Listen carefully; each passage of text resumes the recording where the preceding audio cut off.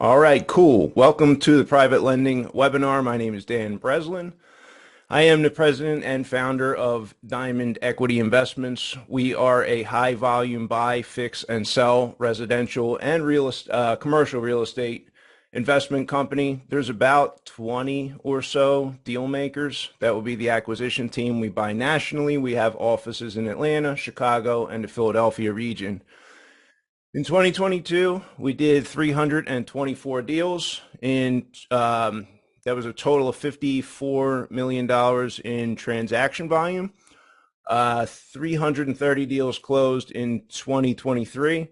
And so far, year to date, we probably actually had 2 or 3 more closings since I put this PowerPoint together, but we were at about 128 deals for this year and 102 deals right now in our inventory that are either under construction or awaiting closing. So we kind of have a volume shop here, and private lending has been a critical piece for us to build this scale. So who this webinar is for? The private lending webinar is designed for you. Let's see here. Should I set this up a little better? For rehabbers looking to build a private lender network. Whether you're just getting started and you haven't done a deal yet, or you've done 3, 4, 5 deals per year, there are a lot of fix and flip investors I know that make a great income doing 2, 3, 4 deals per year, and they have a small private lender network, 1, 2, 3 people, and that is a great lifestyle business to run. Or experienced rehabbers, investors, etc., that are doing 6 deals or more per year. This is going to be designed for you. And this is also going to have, I'm going to do my best to try to paint both sides of the table, the perspective from private lenders who maybe are considering lending money and haven't done a loan yet, and even those who are already lending money. There's probably some tips, tricks, and sort of the way that maybe I think about private lenders and how they might be a better partner to the people that they're lending money or hoping to lend money to scale. So we have a private loan. A private loan, you guys may have seen in one of my rollout emails, I have a small frustration with the hard money industry. They pitch themselves as private money lenders. Oh, we're a private money lender.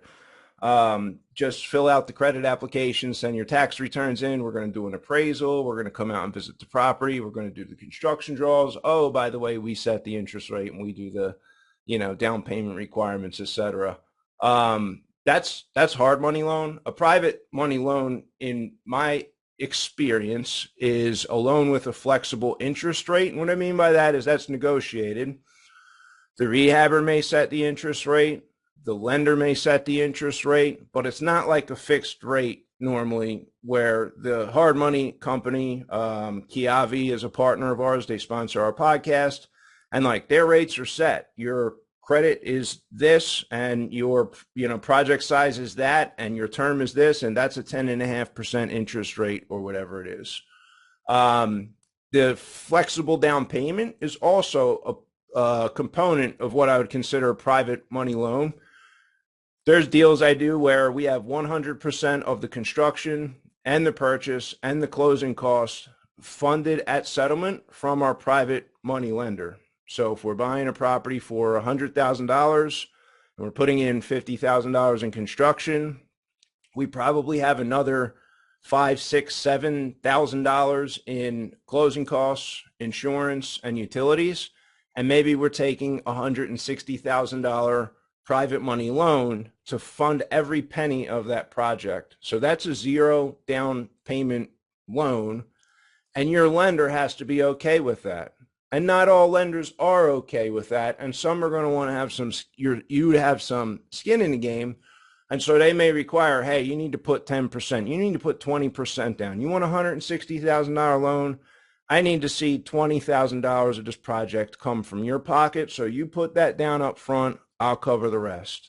So it's a flexible down payment that can be set through a negotiation with you, the rehabber, or you, the private lender. So that's flexible. One other thing, which I greatly prefer the private loan over the hard money loan is that the monthly payments can be optional.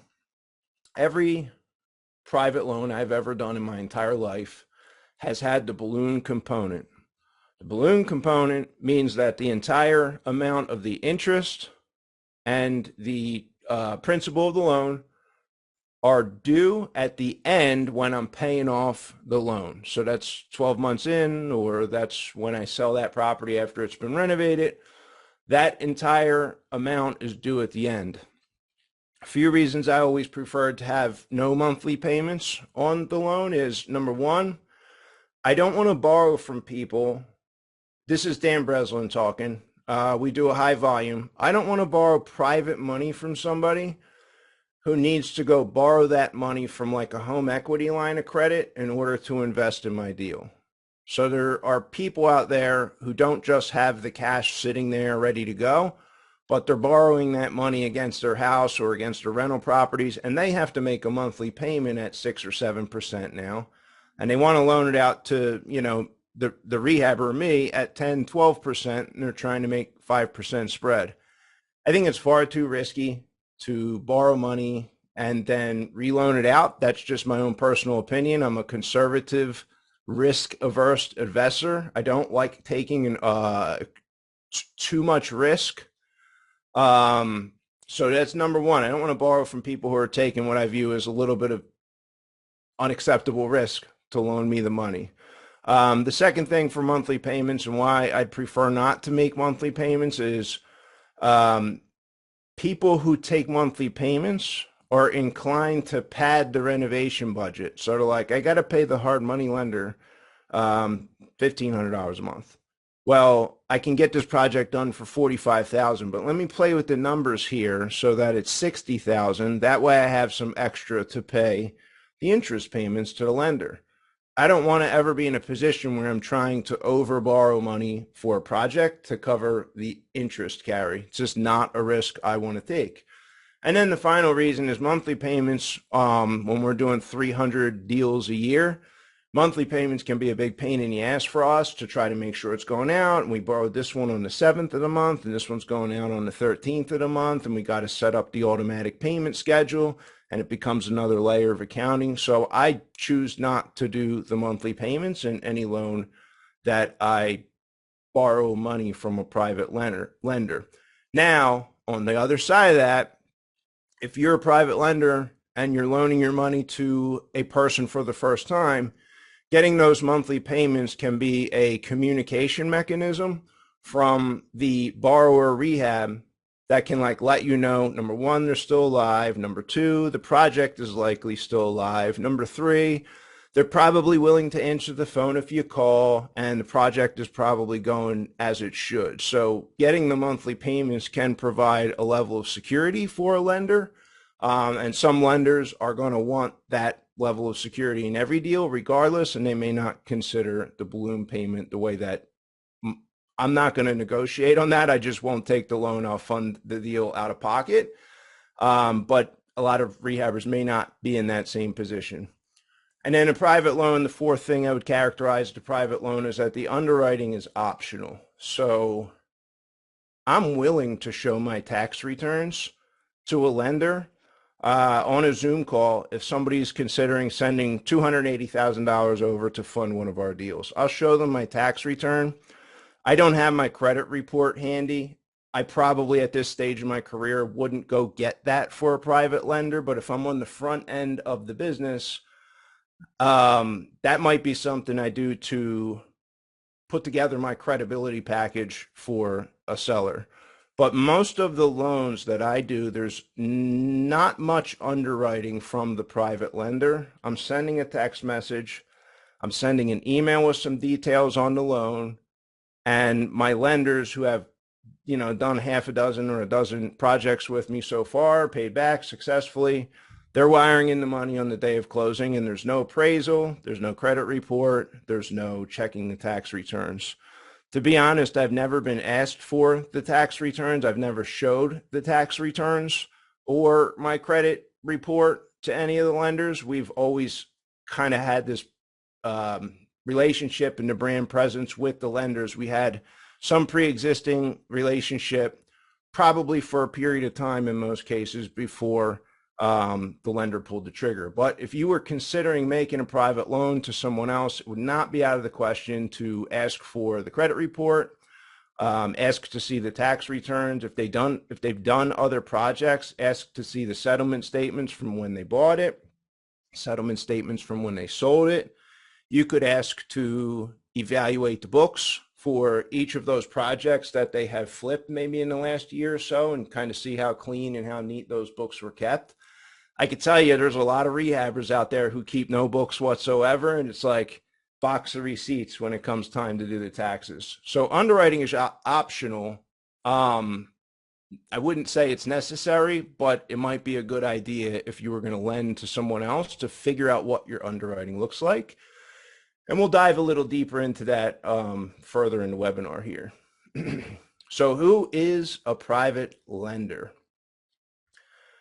I kind of have these out of order just a little bit. So private lenders, in my experience, number one, you have to have the money to invest, right? If somebody does not have the money, that's going to be tough. And you hear me laugh a little bit, but you got to be careful. We're going to talk about where to find the lenders. And one of the best sources of private lenders is going to be found at the real estate networking events in your market. You find the person who has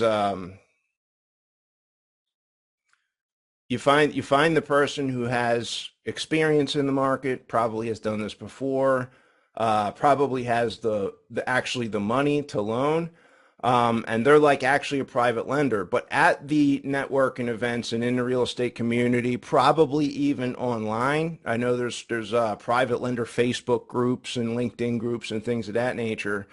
Some of the people that hold themselves out and say, hey, I'm a private lender, don't actually have the money. They're going to get 2 or 3 of their friends, or maybe they have their own money list, and they're going to get 4 people to put 40 grand in each to loan you that $160,000. So you have to be a little cautious and do some underwriting if you're the rehabber on the private lender and their ability to actually fund the loan. So a private lender, from my seat, Dan Breslin, is an accredited investor, and that's defined by the SEC. That's Rule SEC 501, Reg D, that you see listed at the bottom. An accredited investor has a $1 million net worth, excluding their personal residence, or they make $200,000 a year if they file their taxes on their own, or they have to make $300,000 or more if they file their taxes jointly with a spouse. I ask about that when I have a new lender who's going to be doing business with me. So I don't say, hey, do you have the money, Bill, to send in my 160 grand? I'm probably going to ask them a few questions. I'm going to say, hey, are you an accredited investor? And the ones who are doing these kind of, I don't know, unique investments. These are kind of entrepreneurial investments, if you will, a private loan being made on real estate to fix and flip. This is coming from an investor who's a little bit savvy, a little bit entrepreneurial, and they're really trying to maximize their return on their income. So when I ask about, hey, are you an accredited investor? And they're like, yeah, I am, no problem. Oftentimes, I'm okay stopping there. They probably have the money and they know what they're doing. Other times, they're like, what is an accredited investor? Explain it a little bit. My antenna starts to go up, and I'm thinking, I don't know if this person who's trying to lend, maybe their life savings is $160,000. I don't want to borrow from somebody who's putting their entire life savings into my deal, because I don't want them calling me in 5, 6, 7 months and saying, oh my gosh, the car broke down, or I have to do this and I need the money back. And now we sort of have tension. So while I don't ask how much cash do you have as an outright question when I'm vetting a private lender, I do ask if they're an accredited investor, because if they're not an accredited investor, you would have to consult a securities attorney.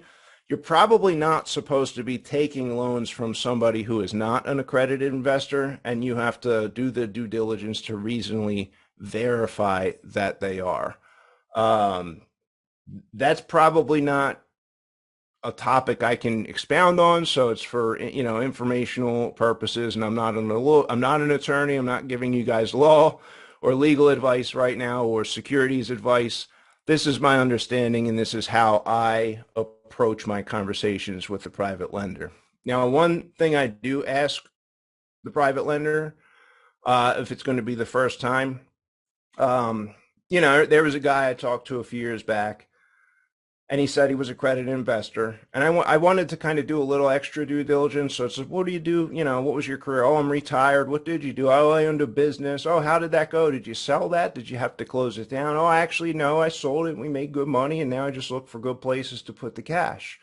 So I may ask a little bit of like where the cash is currently invested. Is this in stocks, bonds, something you're going to have to sell, or is this like ready to go into this deal tomorrow? I want to know if I'm going to have a delay when it comes time for that private lender to fund my deal or not. There are accounts, interest accounts right now that take 7 days and they pay 5.3%, but your money is like somewhat locked up for that week. It takes a week to get back in your bank account. I need to know about that up front because a lot of my private loans are going to need to close in like a 48-hour period. Like bother we don't bother asking for the money and having people wire it from our business until we have the clear to close. So a private lender has the money, is an accredited investor, and is willing to do a private loan. So finding a private lender, these are the three items here. Number one, this is what the mentors taught me early on, was to make a list of people who might have the money. You literally sit down with your pad and paper and make a list and sit there until you have 10, 15 people on that list. And then you have to literally call down the list. It sounds obvious, but you'd be surprised. There are people who are willing to do these kind of loans, and nobody ever asks them to do that. I'd prefer a meeting if I were just starting out. Every private money loan that I had done early in my career, these were people I would have coffee with, lunch with. I would see them at the real estate investor networking groups. Those are probably the real estate investor networking groups are the fishing grounds of people who are going to participate in private loans. The middle thing I have mentioned here, you want to create an email list of private lenders. You have to have a money list, and that's separate from any other network list or email buyer list. So some of you guys who are on the call, some of the guys on the call probably have signed up for my money list, but probably came from the buyer list first. So maintaining some kind of email system for communicating with the people in your network. Real estate agents often have this with their clients. Many clients would consider, being in the real estate business. So finding a way to talk about what you're doing with your email network can produce the 2 or 3 people who might have an interest in this, and you can schedule them for an offline meeting after that. But hands down, the real estate networking groups are going to be your top source of the people with money. The second is going to be the email buyer list or just your network in general. LinkedIn and Facebook groups could potentially net something like this, but again, I would approach the social media type of contacts with caution. And then the third piece would be making the list of people and having the conversation. And I can tell you, some of the people that I put on my list early on wound up not having the money. Some of the people I put on my list early on had money, but no confidence to move forward in lending that money to me at the time. And then a few of the people on the list I still do business with to this day, and they still fund our deals at Diamond Equity. The conversation might be a little uncomfortable. Again, I prefer to have that in person. Depends on what your relationship was with that person ahead of time. So here's how I view building a relationship with a private lender. Number one, easiest way, if you've never done a deal with a private lender, it's going to be a little more challenging in my experience to have them do 2 points, 10% interest on a balloon. I'm paying them off in a year, and they're giving me 100% of the purchase and 100% of the construction. Without some kind of relationship, I don't know that I earned that type of credibility to deserve those kind of terms. That's not to say you're not going to find that on your first private loan out of the gate. Your situation may be different than mine. I was starting with not a lot of money, if any money at all, not great credit at the time when I started. I did actually get 100% of the loan in a balloon, but I paid 5 points and 15% interest. So it was like it was a risk adjusted charge on that loan. But before I did that loan and got these desirable terms, 100% of the construction, 100% of the purchase, what I did first was I partnered on a safe deal with the lender. So there's a lot of lenders. We do business, Diamond Equity. At this point in our career, maybe we're borrowing $275,000 and we're selling our deal for $400,000. At the end of the day, we're probably going to put a $90,000 profit in our bank account, and the lender on that loan is probably getting about $20,000. And sometimes I lend money on deals too, so I know what it feels like. Man, I wish I would participate in the upside. Some investors will do that. I did that early on before I became in a position that I have the cash myself. I could fund the deal if I want to myself. And at this point, there's more money than there are deals to go around. So that's kind of how things shifted over to career. But the first deal was a partnership. It was a light lift deal for me. So I don't want to do a JV deal if I've done 2 rehabs and both of them were painting carpets, where I'm doing 65, 70, 80,000. I want a light lift deal. And what I mean by a light lift deal is it's like it's paint and carpet, $20,000 budget or less, and it's done in 3 or 4 weeks flat. You're back on the market, low risk.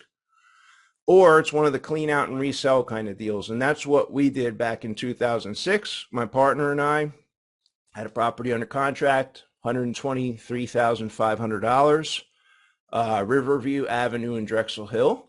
And I remember going to my partner and I said, hey, I have a deal under contract, $123,000. I think we can sell this retail. We're going to clean it out and we're going to sell it retail for about $165,000. He said, well, why don't we just assign it to someone? I said, I don't need you to assign the deal to someone else. I can do that on my own. I'm coming to you so that, and I had to spell it out for him. You're going to bring the $123,000 for closing. We're going to put mop and glow on the floors, and we're going to put a for sale sign in the front lawn, and we're going to sell it for $165,000. That's what we ended up doing. He brought the money. I did mop and glow the floors. I think I may have took out some trash or something. There was not much trash even in the property. And we did get the settlement. I think our profit that we split was $38,000 and change. So we each walked with a check for $17,000. That was much better for him than loaning the money at that time. He got some more upside, and we were in and out of that deal in 90 to 100 days. So it was 3 or 4 month hold, and he got to share in the upside as well. So the private lender on a risk adjusted basis, I guess, the private lender's benefit of doing a partnership deal is that they may have a share in the upside. If you're bringing a deal to a private lender, like I said, bring a paint and carpet, a clean out and resell, something that can happen lightning fast, put money in both your pockets. The private lender has risk in that deal as well. So if there's anyone on the call listening who has not done private loans and hasn't underwritten real estate deals, you have to be very careful with this kind of a partnership strategy, because if the deal loses money, you might too. You have to come up with some kind of partnership agreement. We're going to split the profits and the losses like this, and you guys come up with that structure together. Because if you're bringing the $160,000, all the money, and the other person doesn't have any money, and then the property sells, and after the expenses you walk away with 140, how exactly is that loss going to be calculated if this was like a joint venture partner that you guys did? A lot of times newer investors, obviously we want to win and we want to make money on every deal. When you're far in your career, ideally, 2 out of 100 deals are going to lose money. That's about where we're at right now.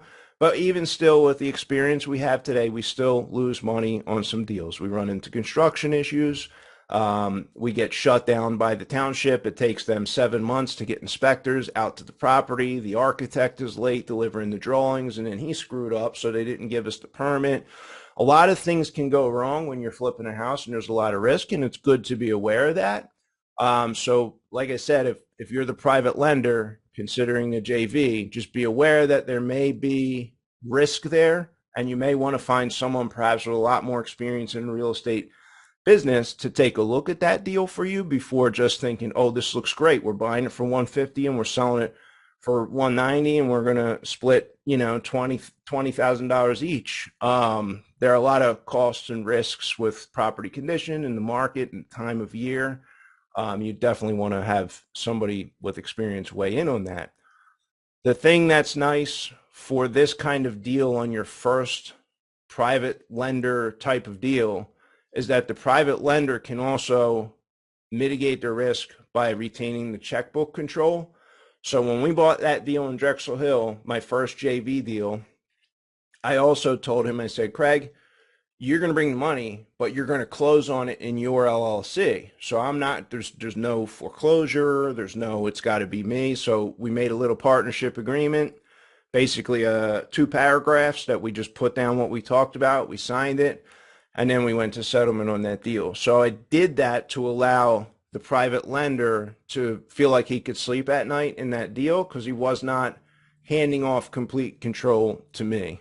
Quite frankly, I wanted to develop more of a long-term relationship with this gentleman on the front end, and we did end up doing that, which is why it was hey, we're going to bring this together. We're going to JV. I think right after that deal, before it even cashed out the profit, he did do 2 private loans on 2 additional flips for me. So it did open the door to the private lender relationship that I was looking for. And he was a gentleman that I met at the Real Estate Investor Networking Group.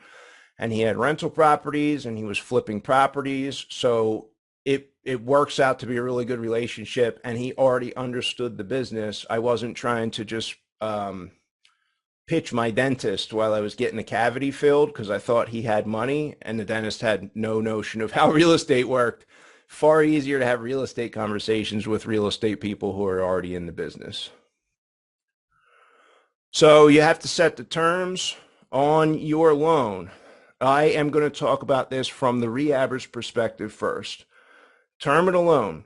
Every loan that I have, I set a term of 12 months. It's a 12-month loan. That's when the money's due. I don't negotiate on the terms on my loan. I don't need the money that bad. I don't need the money at all. So my interest rate on the loan is 10%. I pay 2 points up front. That's an origination fee to the lender, but that 2 points is calculated and paid on the back end. We're not paying that on the front. You can set the monthly payments or balloon option. I am always going to go with the balloon. I'm not going to borrow from somebody who must have monthly payments or they can't do the loan. To me, it's a red flag. They probably don't have enough money to be hanging themselves out there as a private lender. And the big question really is like, do you have the money to close on the deal yourself? And if the answer is yes, you can probably be as rigid as I'm talking about the way we run our business when we're doing these loans. There's no negotiation. I don't need to negotiate my private loans. And in fact, a lot of times, instead of even going to the private lenders, I'm going to send the money in myself because it's easier to originate a wire than to send an email and then respond to 2 or 3 emails and send a text and, connect them with the transaction team. Sometimes it's just faster for me to hurry up, send the wire and just keep it moving. If you're in that position, you obviously have more negotiating strength. You also are a more qualified, capable buyer, and you have more credibility because you can backstop any losses that are going to occur on any of these loans. So I know that my lenders appreciate knowing that I have the money, so that if something goes wrong, and we lost $150,000 on one loan, and I think the lender made $80,000 to $90,000 in interest on that loan. So that works for me. I don't mind losing the $150,000, at least because my private lender was able to put a significant chunk of cash in his pocket. The loan ran over, everything went wrong with the township, the basement, it flooded twice, the electric went off. It was just everything could go wrong, went wrong. So having the money puts you in a different position to set the terms on the loan. On the other side of that, if you don't have the money to close it yourself, if you have no money, like you got $1,000 in your bank account or $2,000, and your living expenses are, that's it, that's the cushion, I would strongly suggest against taking private loans in the way that I talked about, with 100% of the construction and 100% of the purchase, and then you having a balloon payment.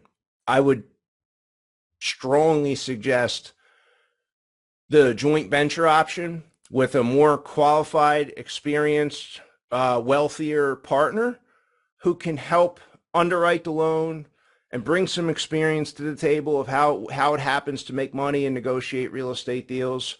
There's going to be a lot more tangible benefit there if you have like $0 in the bank to go that route, by just kind of leaning on the experience and just bring the deal, do the 50-50 split, do the 60-40 split, and go that route. If the answer is no, you don't have the money to close on it yourself, but you have $30,000, $40,000, $50,000 in reserves, that's going to feel a lot better for a lender, and you're going to want to talk about what your position is there.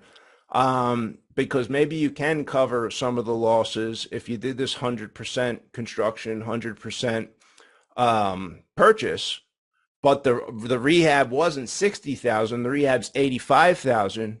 You're going to be a much better partner to the private lender if you can cut the check from your own bank account and not go knocking on his door. Oh gosh, the sewer line is broken, we need another $18,000 to dig up the front. Like, the private lender does not ever want to get that call.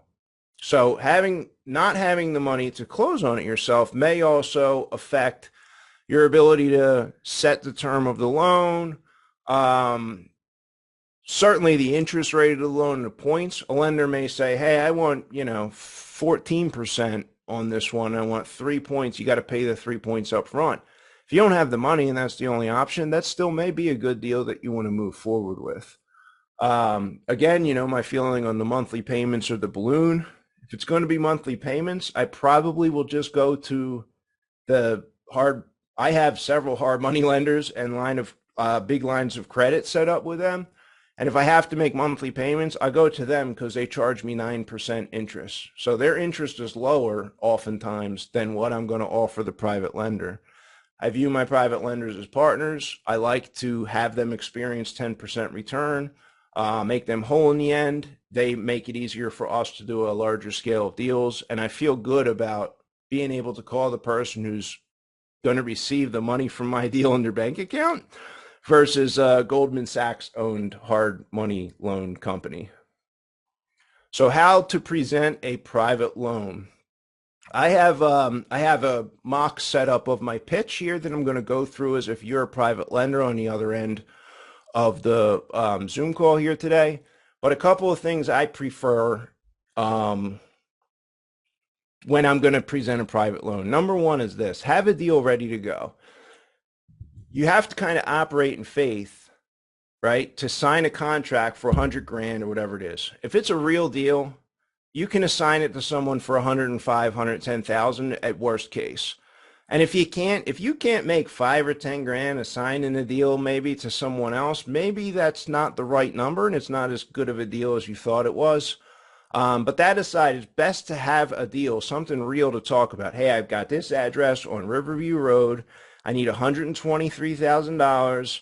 We're going to close on it. We're going to split the profits and everything's going to be wonderful. that conversation goes a lot more effective than, hey, I think I'm going to do a real estate deal. And I was wondering if we could like maybe do a partnership together if I find a deal. And the reason is that the experienced people will get that um, softer, squishy, let's maybe have a partnership and maybe I'll find a deal type of conversation. Those people are coming and going constantly. And that's fine. Sometimes you have to like find your way through the business before you get to the deal. But if you're going to go talk to the private lender, you sort of know who this person is, this individual is, you've met them, you have their phone number. I feel it's far better to have something real ready to go to talk about when you pick the phone up, call them, ideally meet in person if it's possible.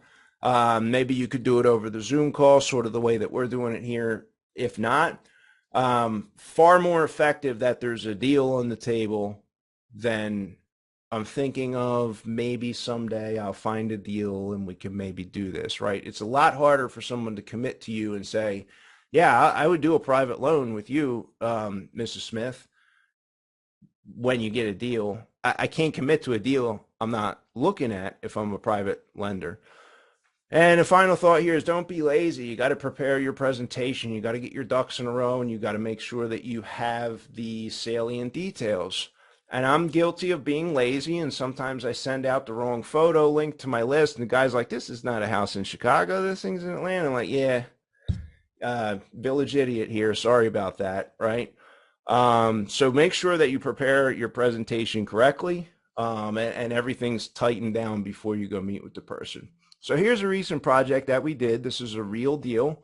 6100 North Lenox Avenue, Chicago, Illinois, 3-bed, 1.5 bath. This deal had hair on it in terms of there was a tenant in place. No one likes buying a property with a tenant in place, and this tenant was the brother of a high volume real estate investor in Chicago who actually went to jail for a few years back after the 2008 thing. So the reputation or the thought from our end was, man, this guy's going to be a professional landlord beater and he's going to like fight us tooth and nail, and we know why this seller wants to sell us the house. And we're like, we know what the risk is going in, that we may have a very challenging tenant, that we're going to have to get out of here, evict, and they may fight the eviction. So our purchase price was $225,000, and we did a $235,000 loan from a private lender, 12-month term, 2 points and 10% interest. Our plan on this deal was to buy it, close it, evict the tenant, and sell it as is. Clean it out, put the mop and glow on the floors. Light lift, other than the fact we have to own the property for 3 to 6 months to get the tenant out. So that's not how it went down. It actually went down. The tenant continued paying until he was supposed to be out. And then on the last day, he did actually move out. He paid rent all the way up until that point in time. So we're like, okay, he got out ahead of schedule. We didn't have to do the eviction. So let's go ahead and do some construction now after the fact. So originally we weren't going to do work. Then we said, let's do some work and see if we could really push the resale value. So our original, so we'll start here. Our construction budget was $85,000. Our projected profit on the funding template, I'm going to show you what this document is in just a second. This is what the email looks like when I send it out to my private lenders and they reply back and say, yes, I want to do the deal. We projected $63,000 there on our original funding template. And then we thought we were going to make way more money by doing the construction. The construction cost $90,000. And then it turned out we had some things go against us here. One thing that's cool is this property was actually, I think, featured in Chicago PD or Chicago Fire Department. So this house was on TV and there was like a murder investigation in there after we did the renovation. So that was cool experience, I guess. We had it sold for $600,000. The buyer backed out, dropped to 50 grand, had it sold for 550. I forget, maybe we landed at like 460. So we thought at one point we were under contract with a buyer and our profit would have been around $200,000. and the deal fell out, and the deal fell out, and the deal fell out. Big price drops. It's on a busy road. There's a double yellow busy road. So it didn't really go as well as we hoped it was going to go. After doing all that construction, we landed at exactly the same profit we thought we would have day one. So I'm going to show you guys the photos here. And this is what I would do for a lender too. I would explain that we had this plan on the way in. So I would go through this deal because this is our history. I'm not sure I can give you the full view here.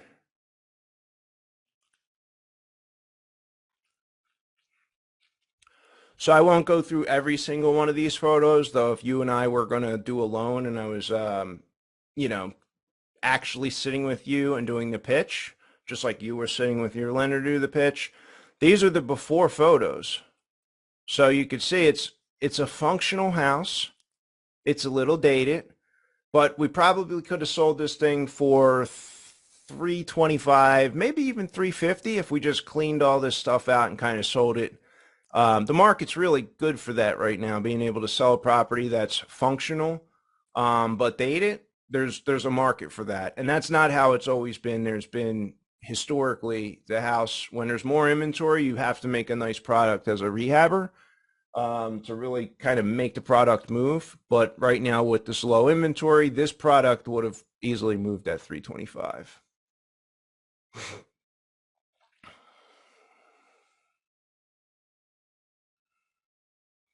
So here's the finished product. And this is probably what you're going to want to focus on with your lender, is your ability to execute on the construction at a high level. If you have a project actually in motion, when you're talking to your lender, have your lender meet you at that project, or even better, if you have more than one project, have your lender meet at the project that's under construction and then go to the one that's completely finished right after that if they have time. If you only have time for one, take them to the finished product, something that's like for sale in the market, and they can see the quality of the renovation and show them before photos there. So we did a basement, full bathroom in here, fully finished basement. And this is the northwest side of Chicago for any of the Chicago people who happen to be on the call listening. We did a nice, nice kitchen in here.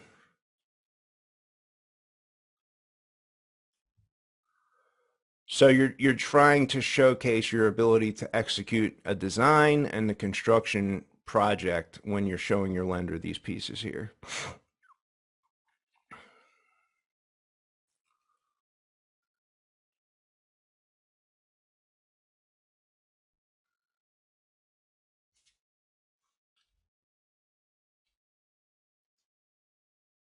So this is like our pitch here.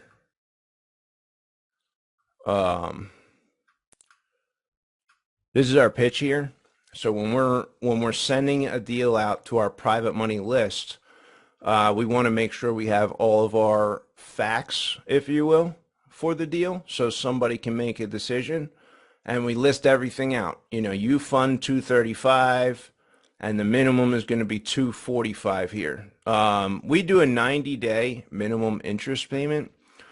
We do that because there's a lot of deals that we have a buyer already lined up and we just have to close it for 17 days. And if a lender's going to wire in money for 17 days, I'm not going to try to like wear out my welcome with this lender by saying, we didn't give you 17 days worth of interest. It's like, come on, you knew you were going to do it for 17 days, really? So we do a 90-day minimum payment, and that kind of becomes a big carrot for our lenders, a little more of like a partner split, if you will. Because now you're sending out a wire, right, and you're returning 245. So the minimum profit, if I were to sell that property a day after I buy it and the lender funds it, or 89 days, 60 days, whatever, it was a $10,500 profit to the lender, and that kind of makes it worth it for him or her to like sit down at the bank, wire the check, have the money leave the account, take the risk. I mean, if it was like a 17-day, I mean, what would that number probably be? $3,800. Just kind of feels a little short-sighted to me, and I'd prefer to have people participating over the long term. You can see the $5,800 minimum, three months of interest. We talk about our resale price. We originally thought we would sell this deal for $325,000, $16,000 to close it out, the commissions, etc. And then if we had to pay the lender for 12 months, so if we took it for 12 months, the money, we would be paying them $258. I'm trying to show that I'm being conservative in the way that we're doing our math. And so our conservative internal profit was $63,000 on the, on the front end. And honestly, we're not terribly thrilled that we were at that conservative number after the year project had completely wound through. So that's just how they shake out sometimes. You got to flip a lot of houses in real estate. You want to constantly be doing deals because you're going to win some, and the luck goes your way. Some are going to hit right on the head and the target, and then others are not going to go your way, and there's probably going to be, at best, you're breaking even, or it's a $3,000 or $5,000 profit. That happens sometimes. You do deals long enough, there's going to be some losses along the way. So next, I will. One word about this.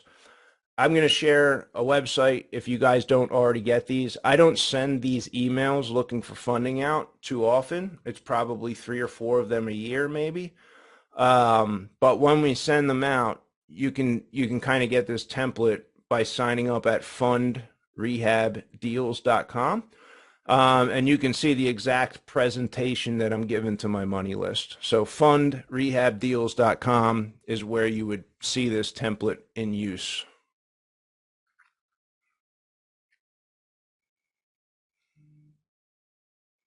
So then if I'm pitching a lender, back to our lender pitch here, I am going to show the closing statement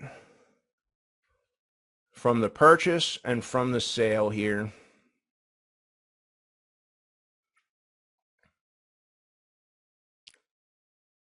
And this is like the proof that you did the transaction. So you can see we bought it for $225, and here's where the lender gave us the $235,000 right here. This is March 28th, 2023.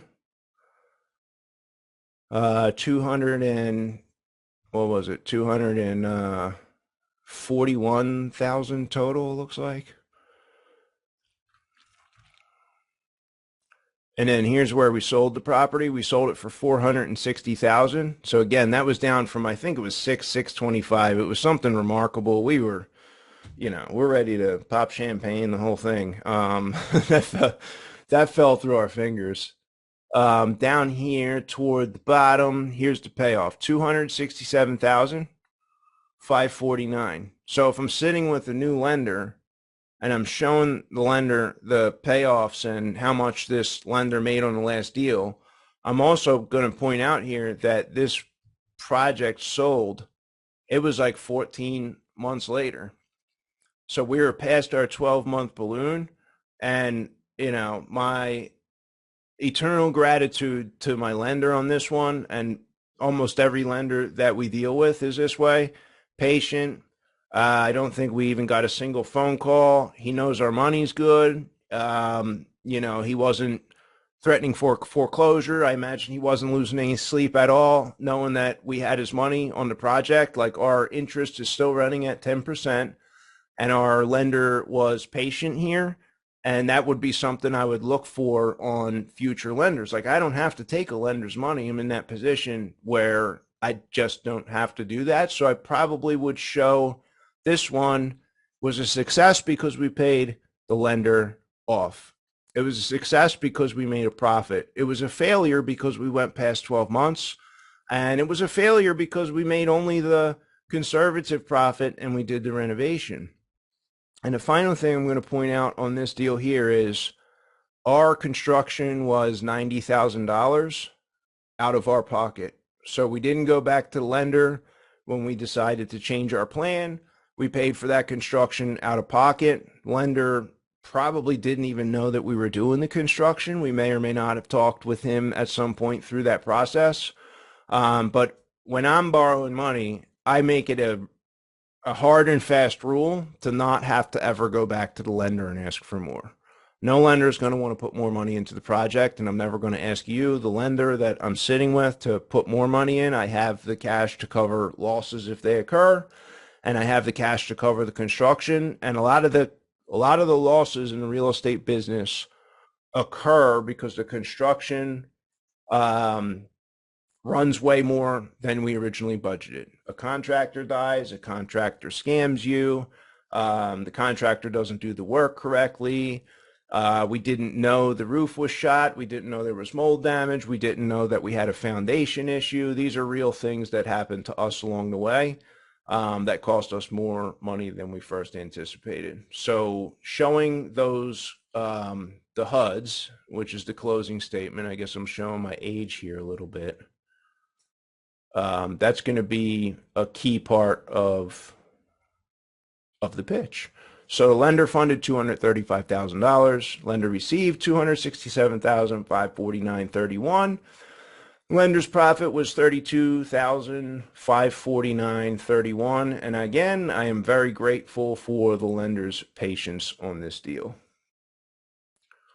I believe underwriting makes you stronger as an investor. So I think a lot of times, reading some of the questions and comments we had on the sign up, it's like, wow, you could get 100% of the purchase and 100% of the renovation. And I remember what it's like to get started, and I didn't want anyone to do any underwriting because I probably had a 550 credit score, and my tax return said I made, I don't know, I don't remember if I filed them on time at that point in time in my life, $8,000 the year before and $20,000 the year before that. So I was broke and poor and had bad credit.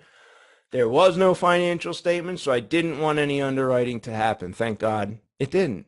But I believe the underwriting makes you stronger. So if you are doing a private loan, think through the underwriting first. I see private lenders get in trouble because they don't ask any of the difficult questions. They don't ask for things that are on the list here. What is the experience? How many projects have you done? Can you give me an address right now that I could see what you did on Zillow? I'm going to look in the public records, see if they actually bought the property or not. Would you mind sharing a credit report, your tax returns, or a financial statement?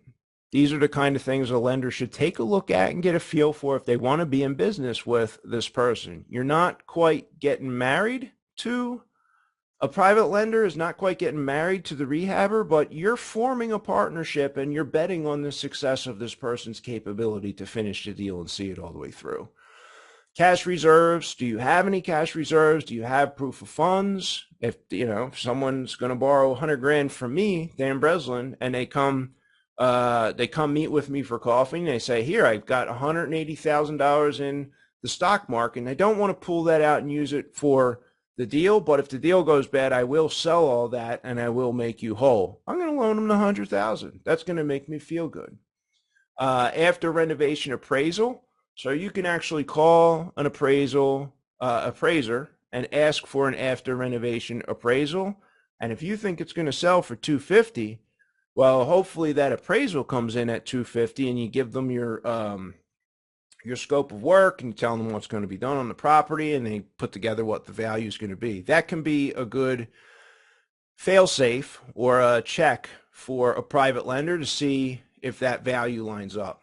A lot of my private lenders have business experience in the real estate business, and they can kind of see, based on the comparable sales that I send to them, they can agree with that and say, yeah, I think there's the value here, and I agree with that. So that's kind of how I cover that.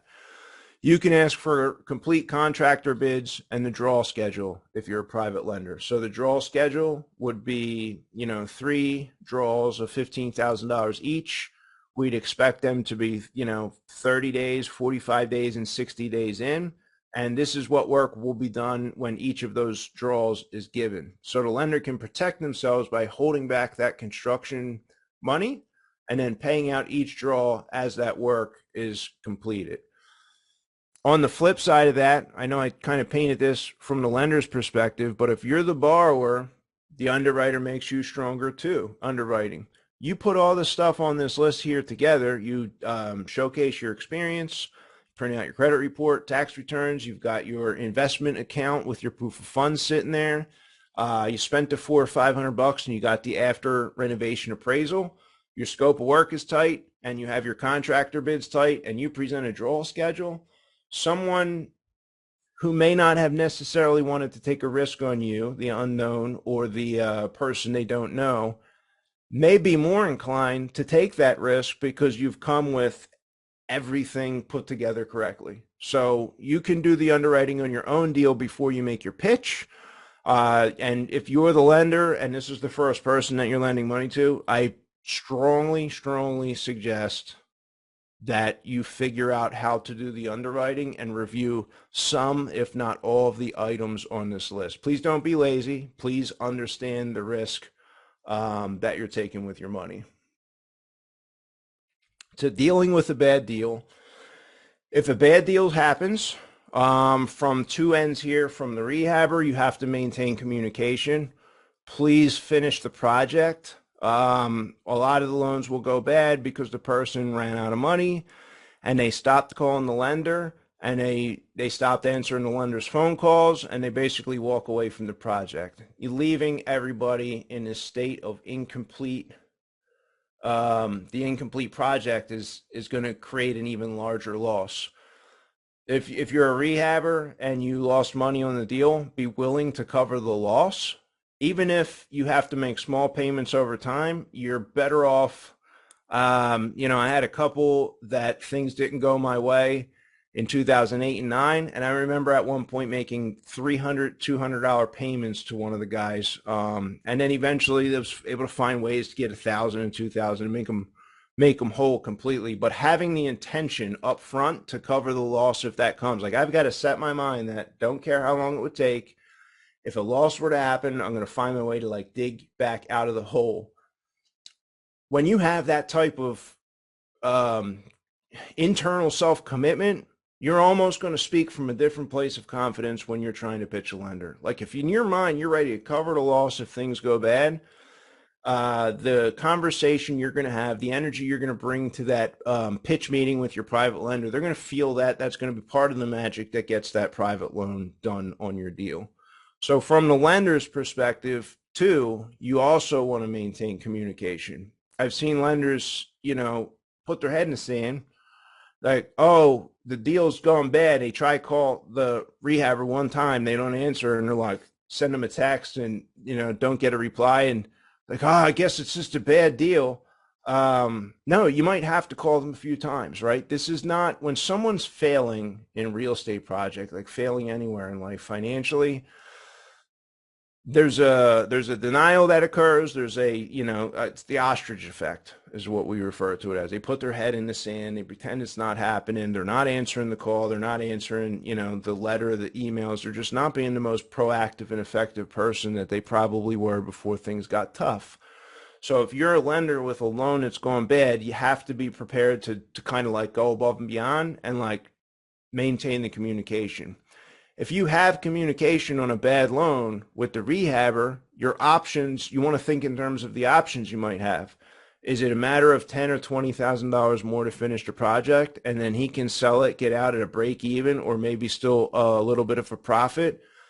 Just because Dan Breslin said he never wants to call his lender for the other 20 grand, maybe you as the lender need to reach out, make the call, and you're like, yeah, hell yeah, I would pay the 20 grand to finish the project and make sure we all get our money back. That's way better than me having to go take the property over, do the foreclosure, then go find my own contractors to pay the 20 grand. And maybe as a lender, I'm not as good as the guy who was doing the rehab or the gal doing the rehab who had contacts in the neighborhood. So now me trying to find contractors in this neighborhood, it cost me 40, 50 grand to get done what maybe the rehabber could have got done for less.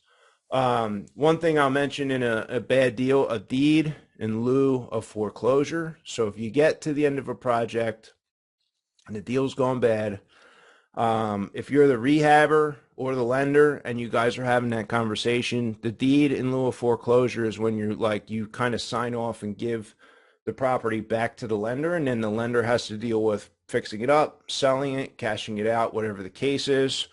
That's what the term is, the deed in lieu of foreclosure. If in fact you find yourself in that tough spot. So when the market shifts, That's when some of these kind of things we saw quite a few, not quite a few. We saw enough of these failed projects in the middle of 2022 and the end of 2022 when the interest rates kind of spiked. We did have some of these kind of projects working their way through, and it wasn't fun. But if the market shifts, that's when the bad deal risk may become real, and you want to make sure that you're prepared and kind of have your action plan for that. So closing your first deal, the documents, we have paperwork. The paperwork that's usually done. I'm just sharing this for information. Our attorneys review and draft the documents for each mortgage and note that we do. Some states use a trust deed and have different document sets. So if you're around the country, your attorney will know how to structure a mortgage and a note for your deal. A deed in lieu of foreclosure.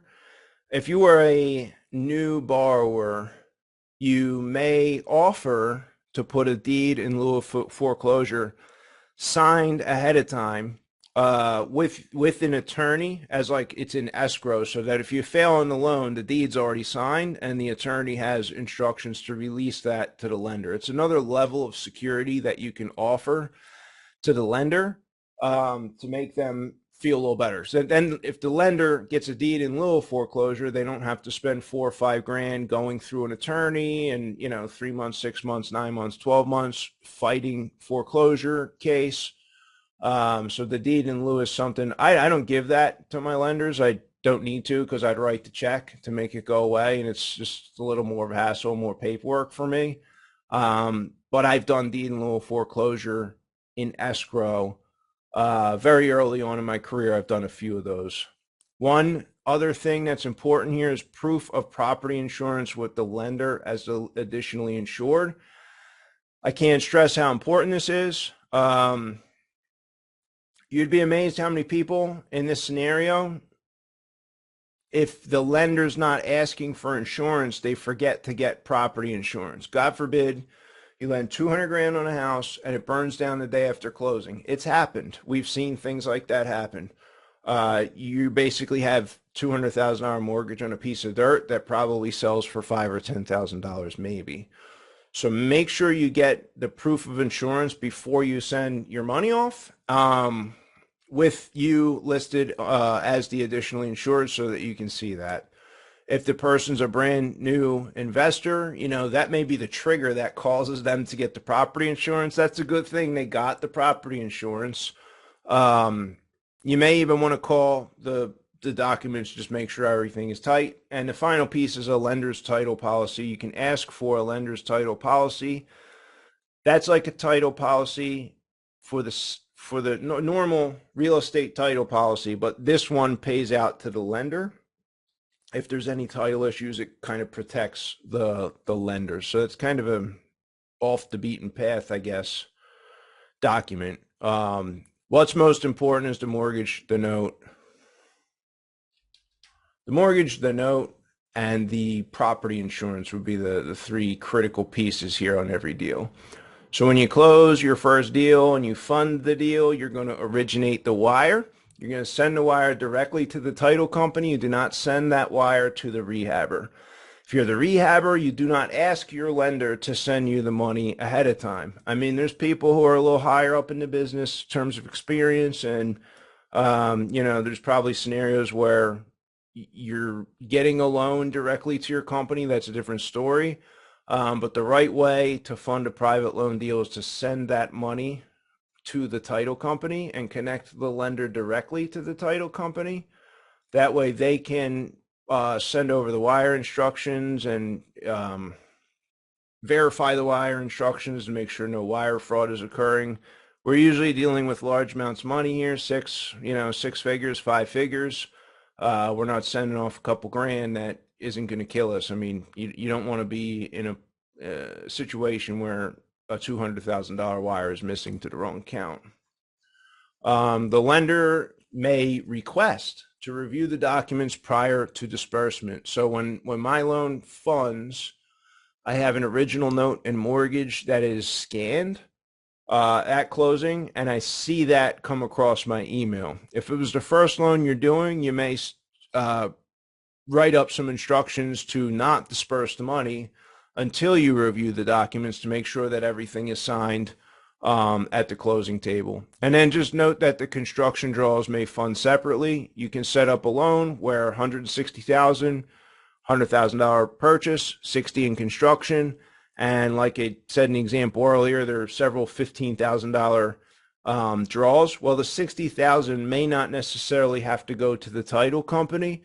The lender may keep them in his or her own account and then send those draws, do the site visit themselves, see how the construction's going. Maybe that's a way where the lender feels a little more safe in that transaction. Other lenders don't have the time. I have a lot of my network is out of state, so they're never going to actually see the property ever in their life unless they happen to like drive by it at some point later on. They're not going to be doing construction draws and visiting the site to see if the construction is done. So the payoff, you rehabbed the property, you sold the property, it goes to settlement, and now you get your money and your profit. So you want to set up, first of all, the lender has to receive the wire. So I say again, oh, wait a minute, this may be, sorry about that. It's from the, course you're receiving the wire, sending the money out. So you have a payoff document. I typically prepare the payoff document in-house, send that over to the lender, and there's like a fill in the blank section for the lender where they can write their wire instructions, and then have them sign off on the payoff. You don't want to be a pain in the ass to your lender. And you're like, yeah, we borrowed it at 2 points and 10%. And then the title company says, can you get the payoff from your lender? You call the lender, hey, send me the payoff. And they're like, how? Well, you have to calculate all the interest and everything and then send it over to me in an email. Like, don't make them do the work. Make it easy for them so they're not like hesitant the next time you want to do a loan. So how we've done that, we created our document, the payoff document, and we do the math. And sometimes, you know, the lender should check the math. We've made mistakes and the math's been incorrect, and we always make sure that everyone gets made whole. But it's just make it easy on your lender. Prepare the payoff, send it over to them, have them sign it, and then send that into the title company. And then the final document is the satisfaction document, the satisfaction piece. That's the mortgage satisfaction. It's typically prepared by the title company and sent out to the lender via email, but they have to notarize that document and oftentimes send it back via FedEx because it's kind of got to be there at the settlement table. So the satisfaction piece can be the only thing that can be like a bit of a pain for a private lender. For me, it's, you know, I'm like running down to the FedEx and getting the notary and then sending it off and waiting in line. It's like it's an hour or two to round trip get the satisfaction document sent off by FedEx. So we haven't really found a great way around that. But the satisfaction document is important for anybody who is a lender. You don't want to sign that off because you're releasing the mortgage when you sign that off. So that's when you're getting paid. The satisfaction document and the release, it's a fail-safe, if you will, right? That's what's kind of got your money protected and secured to the property. So it's a good thing, I guess, to have to put that round trip to the notary and send it off into FedEx. It is a little bit of work for the lender. But doing that work, I guess we could be grateful that we've had that security on the property through that entire process. Cool. So with that, I have fundrehabdeals.com. When you sign up at fundrehabdeals.com, you'll get an email with some documents. These are just my example documents. I send this to people who are thinking about lending money from me. So I think we have the mortgage and the note and a small explanation about how the deals work. And it's a small educational process for the lenders who are considering doing business with me in this capacity at some point. So you guys can take a look at that, review them, and sort of, you know, build them into your own, I guess, in your money list. What watch the email sequence. I mean, it's not robust. We're 2 or 3 emails or something like that over the first couple days, but I design them for a specific function. When I'm like communicating with the lender, I actually have phone numbers come in, and depending on when you sign up, it'll ask you like, how much money do you have ready to invest? And, you know, if someone says they have 250, 200,000 plus, something like that, I may give them a call and just kind of introduce myself, right? So if you set your money list up and you have people who are like signing up, you may want to take the time to do the intro call and sort of welcome them to your list and make sure they have your cell phone number and things of that nature. So that's the design. And then the only other action item would be to create your email list, your money list. I was in the business for 8 or 9 years before I finally got an AWeber account, and I created a list, and I started to put people on there who I was going to send my deals out for funding. So I'm surprised how long I procrastinated and how much success I had before we even created the private money list. But creating the money list now would be like the action item for anybody who is on the rehabber side of the equation.